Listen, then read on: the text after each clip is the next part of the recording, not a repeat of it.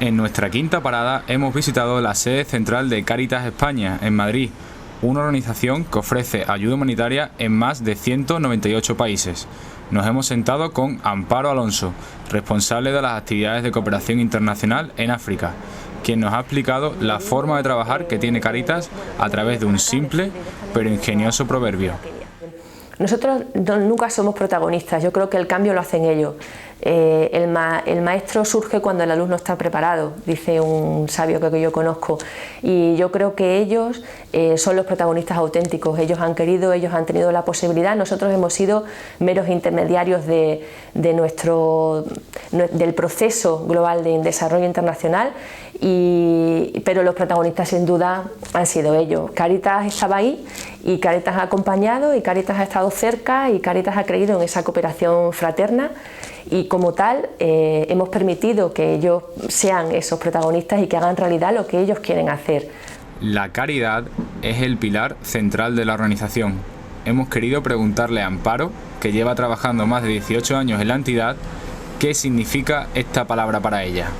Yo creo que tener a la persona en el centro, tener presente su necesidad, pero tener presente su potencialidad, tener presente las posibilidades, tener presente las alternativas, tener presente el contexto, tener presente a la persona, por supuesto, como principal pilar, pero tener presente lo que le rodea, la comunidad, tener presente la familia, tener presente el contexto político del país. Eso es, más que caridad, a mí me gusta llamarlo promoción, tener presente a la persona.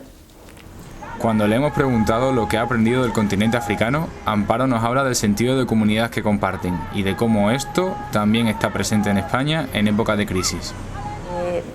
África enseña mucho y el valor de la comunidad en África es algo muy potente.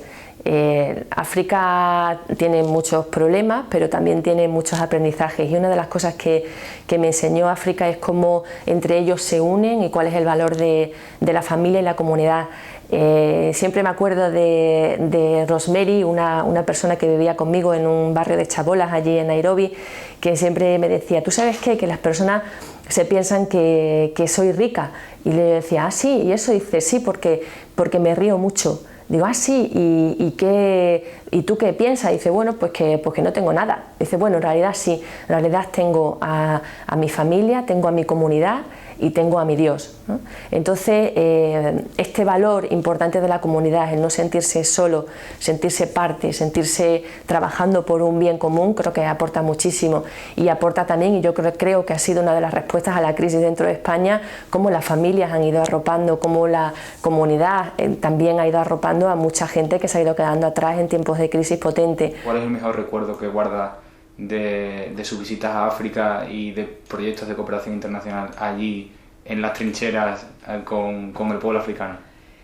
Guardo muchos recuerdos, guardo frases que me han ido diciendo personas con las que me he ido encontrando, siempre me acuerdo de los niños con los que he vivido, que siempre me decían, John, uno de los chavales que vivía en la calle y que le trataban como un perro tirado por las esquinas, la policía siempre me decía, siempre te recordaremos, ¿no? Siempre te recordaremos. Siempre decía: tú dile, si tienes ocasión de hablar a alguien en tu país, tú dile que nosotros estamos bien, cuando era un niño que vivía en la calle sin nada, ¿no? Tú diles que estamos bien, ¿sabes por qué?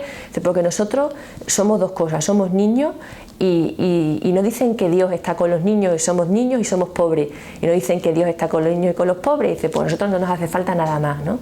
Estamos bien, y tú dirás a la gente que se acuerde de nosotros, que estamos bien.